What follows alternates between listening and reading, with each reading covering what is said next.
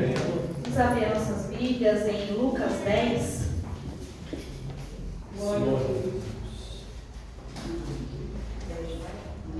Aleluia. Lucas 10, a partir do versículo 38. Glória a Deus. Grande é o Senhor, Zé. Rei da glória, aleluia. Reina Jesus, seja Amém? aleluia. Lucas 10, versículo 38 até o 42. Glória Diz assim: Quando ele seguiu viagem, Jesus entrou numa aldeia e certa mulher chamada Marta hospedou-o na sua casa. Marta tinha uma irmã chamada Maria, que, assentada aos pés do Senhor, ouvia o seu ensino. Marta agitava-se de um lado para o outro, ocupada em muitos serviços. Então se aproximou de Jesus e disse: O Senhor não se importa com o fato de minha irmã ter deixado que eu fique sozinha para servir? Diga-lhe que venha me ajudar. Mas o Senhor respondeu: Marta, Marta, você anda inquieta e se preocupa com muitas coisas, mas apenas uma é necessária. Maria escolheu a boa parte e esta não lhe será tirada. Amém? Amém. Pai, eu te louvo, Senhor meu Deus, por essa oportunidade, meu Pai, de estar ministrando, meu Deus, a tua palavra, meu Deus. Oh, Pai querido, obrigado, meu Deus, por essa palavra, meu Pai.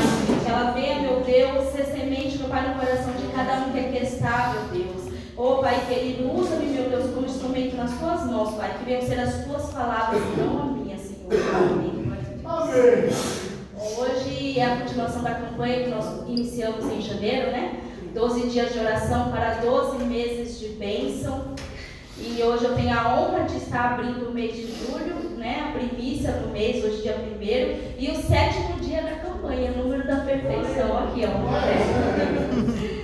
Então hoje é o 7º dia correspondente ao mês de julho. Então a gente já vai entrar no mês de julho abençoado com a glória do Senhor. Amém. E a campanha, o tema da minha mensagem é Frutifique como Jesus na casa de Marta e Maria. No ano agora de 2025, foi colocado no coração da nossa liderança que é um ano de frutificar, não só na igreja wesleyana, mas em muitas igrejas, eles estão usando esse tema para o ano de 2025, o ano de frutificar. Deus tem colocado no coração de muitas lideranças, né? Que esse é o ano de nós estarmos frutificando. E nós, como cristãos, devemos frutificar como Jesus Cristo frutificou no chamado dele. Mas antes de explanar a minha mensagem, eu gostaria de contextualizar o tema dessa campanha, que é frutificar. Em João 15, só para dar uma pinceladinha, João 15, do versículo 1 ao 5, diz assim: Eu sou a videira verdadeira e o meu pai é o lavrador. Todo ramo que estando em mim não der fruto, ele o corta, e todo o que dá fruto, ele limpa para que produza mais fruto ainda. Vocês já estão limpos por causa da palavra que lhes tenho falado. Permaneça em mim e eu permanecerei em vocês. Como o ramo não pode produzir fruto de si mesmo, se não permanecer na videira, assim vocês não podem dar fruto se não permanecer em mim. Eu sou a videira, vocês são os ramos. Quem permanece em mim e eu nele, esse dá muito fruto, porque sem mim vocês não podem fazer nada. Né? Aqui Jesus está falando que ele é a videira verdadeira, e todo aquele que está conectado a ele, que está alicerçado nele, que está firmado nele, na tua palavra, dá muitos frutos. Mas aquele que não dá fruto, ele corta e lança fora, né? Mas aquele que dá fruto, ele limpa, e para que venha produzir mais frutos, né? E aqui ele fala: vocês já estão limpos por causa da palavra que lhes tenho falado. E a palavra de Deus que ele usa para estar limpando os galhos, né, dessa videira, para que elas venham estar produzindo mais fruto. Então, Deus usa a palavra dele, né, para estar nos limpando, para que nós venhamos produzir mais frutos. E uma pessoa que entendeu isso muito bem foi Maria, né? Jesus ele estava na casa de Lázaro levando a palavra dele para que ele viesse ali estar limpando todos aqueles ramos que estavam ali naquela casa. Ali estava não só Marta, Maria e Lázaro, mas estavam todos os discípulos, os seguidores de Jesus Cristo. E Jesus ele estava ali, ele estava falando a tua palavra, ensinando o teu evangelho, para que ele possa estar limpando todos aqueles que estavam ali na casa de Lázaro. Eles eram galhos e Jesus estava limpando através da palavra dele. E Maria, ela estava ali aos pés de Jesus, ouvindo, sendo limpa por Jesus Cristo, sendo limpa pela sua palavra. Mas Marta, ela estava ali no piloto automático, né? E quantas vezes nós estamos como Marta? Às vezes muito ocupados com muitas coisas, né? Às vezes coisas que nos afastam de Deus, nem sempre são coisas ruins. Às vezes a gente acha que o que nos afasta da presença de Deus é um pecado, é uma amizade ruim, é algo ruim. Mas muitas coisas boas também nos afastam de Deus.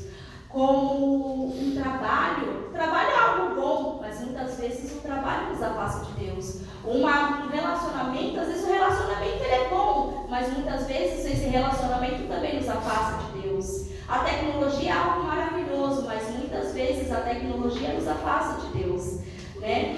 E muitas vezes nós estamos ali no piloto automático, até mesmo aqui na casa do Senhor, né? Servindo a Jesus Cristo, servindo a obra de Deus, né? Fazendo como Marta, fazendo o melhor para Deus. Eu quero fazer o melhor, limpar da melhor forma, louvar da melhor forma, pregar da melhor forma. Só que às vezes a gente está no piloto automático, querendo fazer para Jesus, mas se esquecendo de fazer com Jesus, se esquecendo de se aproveitar e desfrutar da companhia de Jesus Cristo, né?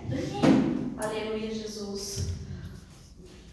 Então Marta, ela estava lá ocupada com muitos serviços. Jesus, em nenhum momento, ele recrimina ela. Em nenhum momento ele fala: Marta, você está ocupada com coisas inúteis. Em nenhum momento ele fala: Marta, você está ocupada com a televisão. Marta, você está ocupada com a Netflix. Não. Marta, você está muito ocupada com o celular. Não. Marta, você está ocupada com muitas coisas. Ela estava servindo Jesus Cristo. Ela estava tendo a honra de servir a Jesus, fazer um banquete para ele, preparar ali a casa, adornar a casa, decorar a casa, perfumar tudo, receber o mestre da melhor forma, fazer um banquete. Quem não gostaria de ter a honra de receber Jesus Cristo na sua casa?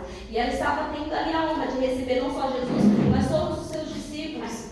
E ela estava correndo para lá e para cá, ocupada com tantas coisas, mas em nenhum momento Jesus ele recrimina ela, falando que o que ela estava fazendo era inútil. Não, era útil, era importante, era necessário. Ali estavam todos de viagem, eles estavam com certeza morrendo de fome, cansados, né? Mas o que ela estava fazendo? Estava afastando ela do que era realmente necessário ali naquele momento. E há uma grande diferença do que é importante para o que é necessário. Água, comida, roupa, tudo isso é importante para nós, como seres humanos, para a nossa sobrevivência, né? Mas apenas uma coisa ele disse que é necessária. Mateus 4,4 fala assim: nem só de pão viverá o homem, mas de toda a palavra que sai da boca de Deus. O alimento, ele é importante para o nosso corpo. Sem o alimento, a gente não sobrevive. Nós ficamos doentes, né? A nossa imunidade cai, a gente, né? Como diz aquele ditado, saco vazio não fica de pé. Então, a gente precisa do alimento. Ele é importante. A água, ela é importante. As vestes, ela é importante. O trabalho, os estudos, é muito importante, né? Mas só uma coisa é necessária. A gente tem que ter fome, não só do pão, mas a gente tem que ter fome de Deus, porque a nossa alma também precisa ser alimentada. Em Romanos 14:17 fala: o reino de Deus não é comida e nem bebida, mas justiça, paz e alegria no Espírito Santo.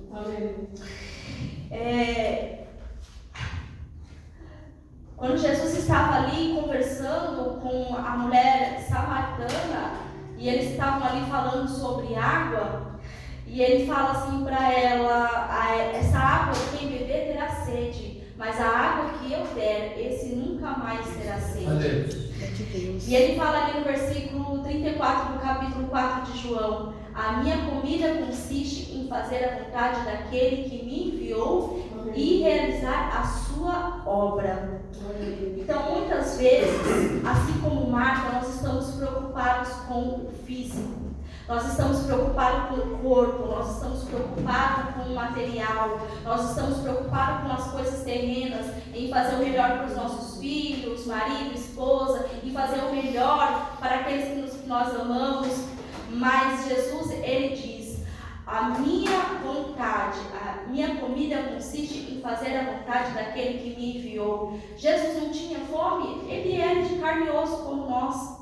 Diz que quando ele fez jejum de 40 dias, no final do jejum ele teve fome. Então ele era um ser humano como nós, ele também sentia fome. Mas ele diz que mais importante do que alimentar o corpo é fazer a vontade de Deus. Mais importante do que alimentar o corpo é se alimentar a alma, é alimentar o espírito, né? Às vezes a pessoa ela vê lá, come lá 3, 4 vezes por dia. Se for formiguinha que nem eu como uma vez por dia. Eu como da hora que eu acordo até a hora que eu durmo. E precisa, eu preciso comer para me manter de pé, porque a barriga ronca, já estou com fome de novo. Às vezes não é nem fome, é ansiedade. E a nossa alma? Quantas vezes a gente alimenta ela por dia? Quantas vezes a gente senta à mesa com a palavra de Deus e alimenta o nosso espírito? Muitas vezes a gente está só preocupado em alimentar a nossa barriga, em alimentar o nosso corpo, mas a nossa alma. Existe dentro da igreja muita alma desnutrida, mais desnutrida do que as pessoas que estão lá na África e que estão na rua. A alma está definhando, a alma está seca, definhando. O corpo está forte, vigoroso, mas é a alma. E o espírito, como é que fica? A outra diferença também, objetivos e prioridade. O significado de prioridade refere-se à condição de ser mais importante. A origem da palavra prioridade, ela vem do latim prioritas, que significa superioridade. Nós temos listas intermináveis de prioridades, né? Todo ano, virado de ano, a pessoa pega lá, esse ano eu vou fazer isso, vou entrar na academia, vou arrumar um emprego melhor, eu vou fazer regime, eu vou fazer não sei o quê. Então a gente tem listas e listas de prioridades, mas prioridade, no sentido da palavra, significa superioridade. O que é superior na sua lista de prioridades? O que é superior? O que está acima de tudo? Porque não tem como você ter uma lista de prioridades e tudo ser superior. Na verdade, a gente deveria ter lista de objetivos a serem alcançados, né? Eu tenho o objetivo de estudar, eu tenho o objetivo de fazer uma faculdade, né? Mas prioridade é apenas uma. Jesus deveria ser a nossa única prioridade. Porque prioridade é superioridade. E Jesus é superior a todas as nossas necessidades. Aleluia. Ele é suficiente para a vida de qualquer ser humano.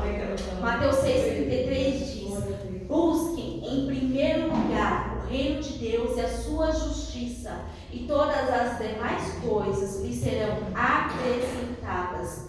Quando diz as demais coisas, é tudo o que é importante, porque Deus, ele nos fez, ele sabe a nossa essência, né? Ele sabe as nossas necessidades, ele sabe as nossas limitações, né? Ele conhece o que a gente vai falar antes mesmo de sair pela nossa boca. Então ele sabe o que nós precisamos.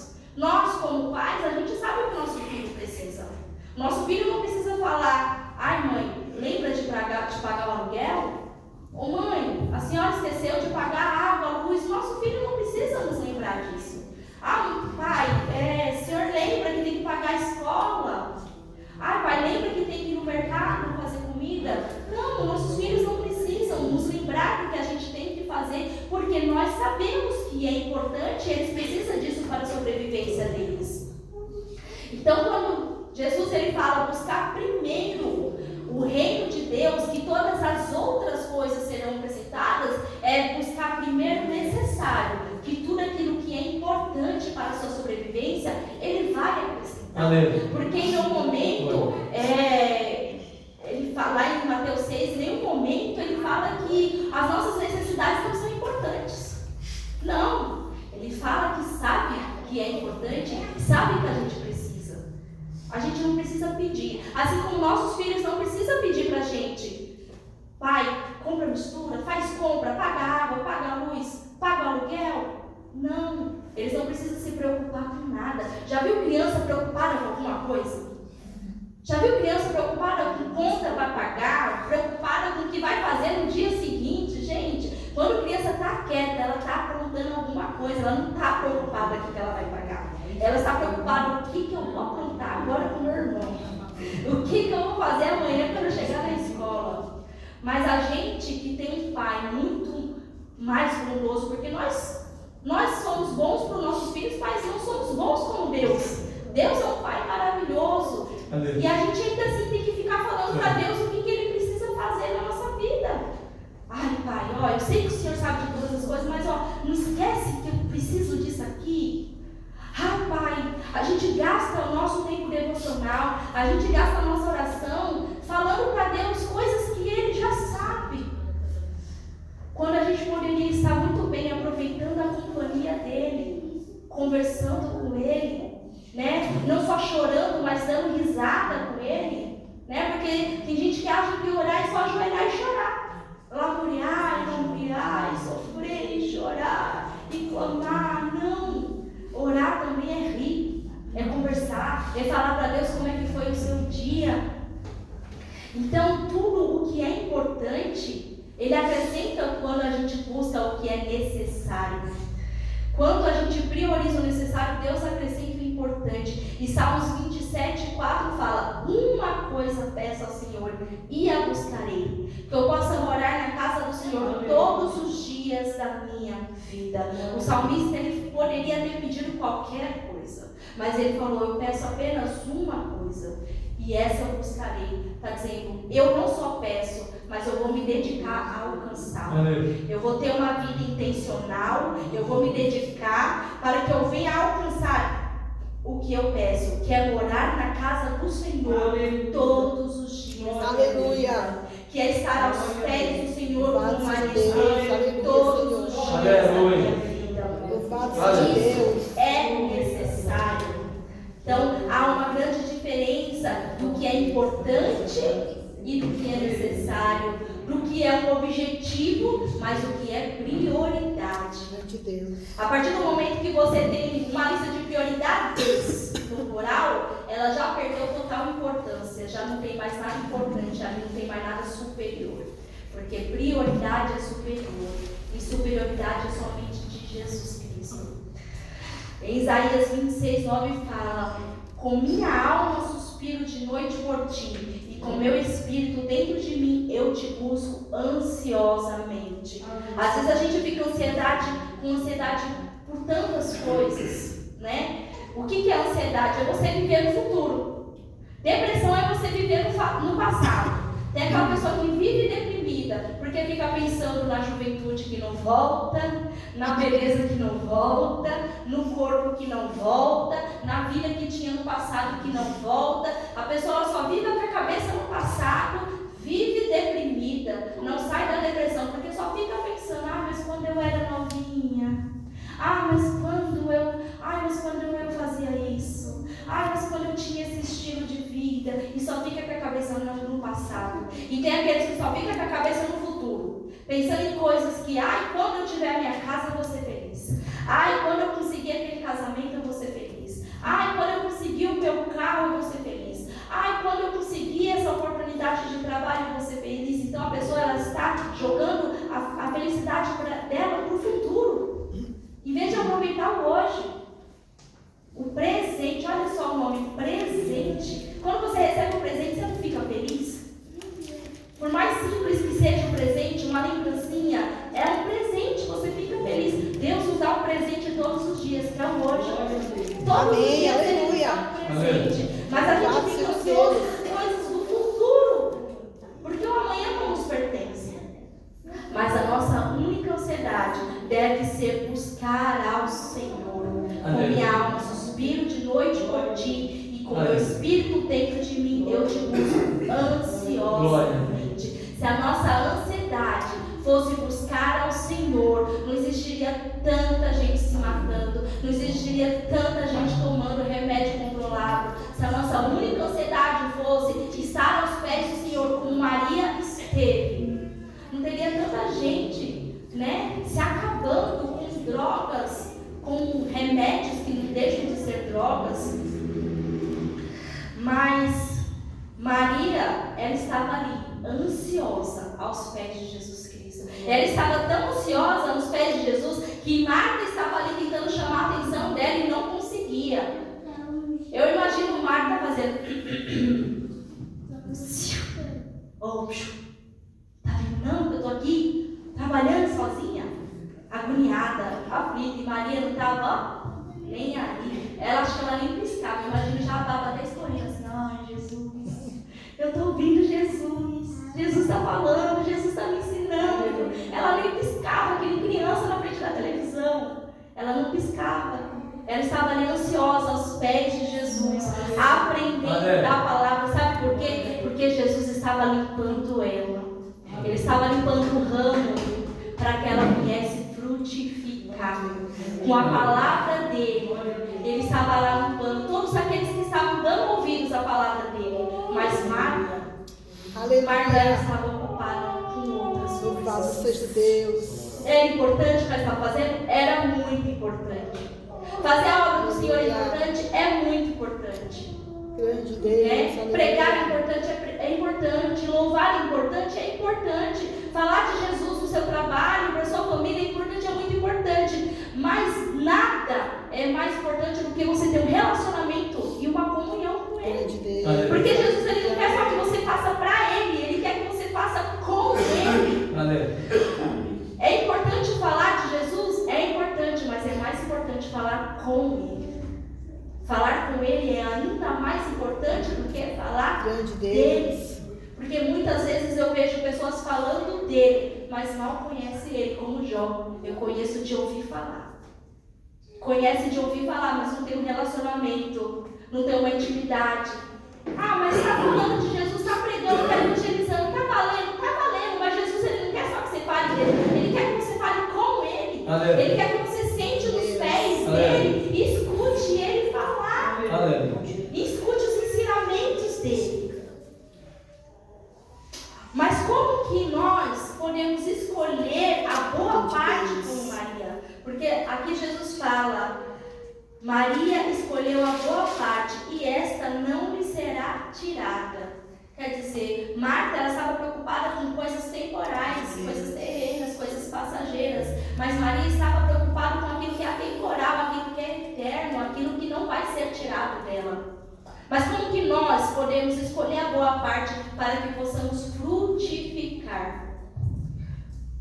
Primeiro, Josué 1:8 diz assim: não pare de falar deste livro da lei, pelo contrário, medite nele dia e noite, para que você tenha o cuidado de fazer segundo tudo o que nele está escrito. Então você prosperará e será bem sucedido. Então, primeiro, devemos meditar na palavra de Deus dia e noite. E tomar cuidado para fazer tudo conforme ela está ensinando.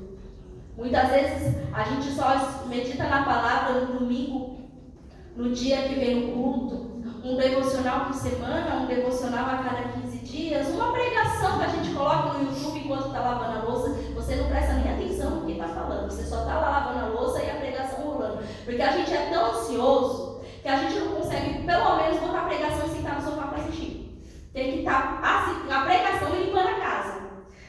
Então, meditar na palavra de Deus é dia e é noite. Não é de vez em quando. Não é semanalmente. Não é um dia sim, um dia não. É de dia e é de noite. Dia e noite. Meditar na palavra do Senhor. Não é só ler. Não é só botar uma pregação. É meditar. É absorver. É aprender. Entendeu? É pegar o versículo e trazer isso para dentro do seu coração, gravar na tábua do seu coração. É refletir. Segundo, Tiago 1:22. Sejam praticantes da palavra e não somente ouvintes, enganando a vocês mesmos. Aí no versículo 25 fala, e esse será bem-aventurado no que realiza. Então, não adianta só a gente saber a Bíblia. Não adianta só eu ler a Bíblia toda, não adianta fazer um curso de teologia, não adianta eu ler dia e noite, mas eu pratico. De que adianta eu ler a Bíblia e eu não praticar e eu não absorver? Eu leio agora uma palavra que fala para mim amar o meu próximo. Aí eu viro a esquina e eu já estou irada, e já estou, eu odeio fulano. Acabei de ler. Então o que adianta eu meditar na palavra e eu não praticar? E aqui fala, Tiago fala, vocês estão enganando vocês mesmos. Porque quando a gente sabe o que precisa ser feito, mas não faz, a gente engana nós mesmos. A gente não está enganando a Deus, não está enganando o pastor. A gente está se enganando. A gente se engana, né?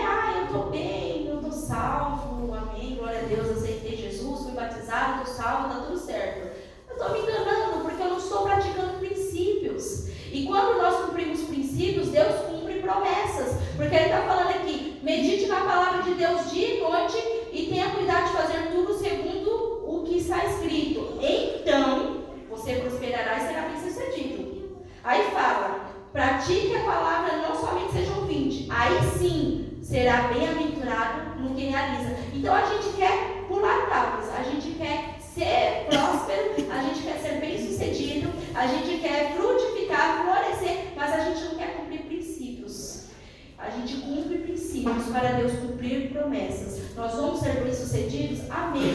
Nós vamos prosperar? Amém. Se nós obedecermos os princípios, que é meditar na palavra do Senhor, que é praticar a palavra do Senhor.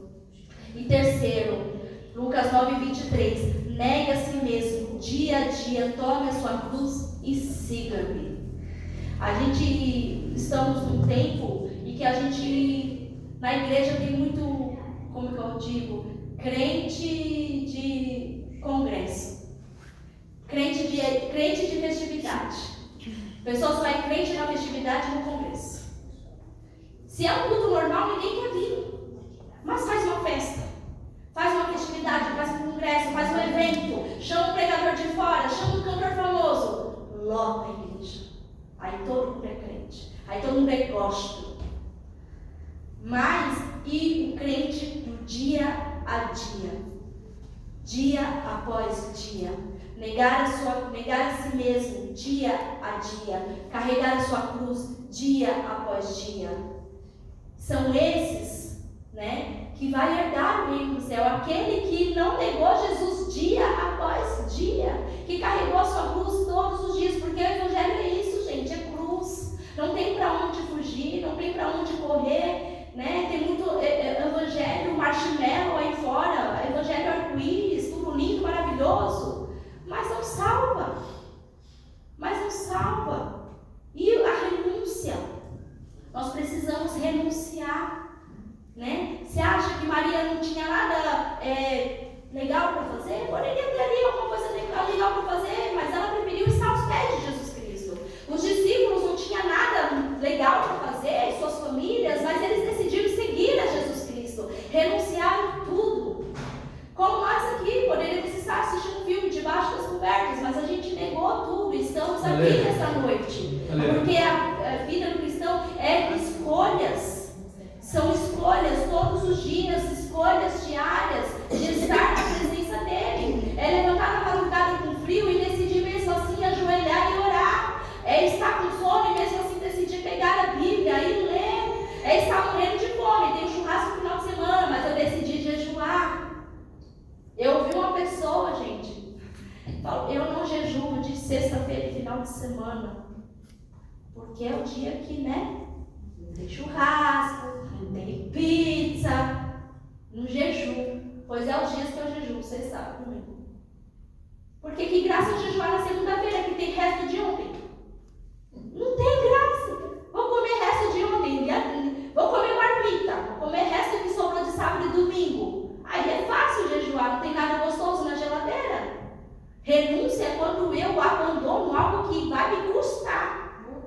aleluia. É algo que vai me custar, isso Glória a é Deus. renúncia.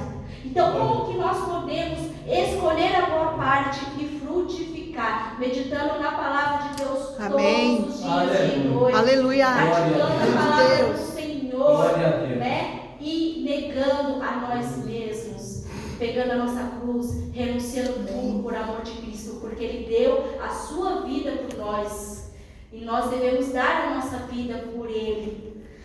Então, para concluir, escolher a boa parte é trilhar um caminho diário de cruz, renúncia e devoção aos pés de Jesus Cristo. É focar no que é eterno e não somente nas coisas passageiras e ilusórias.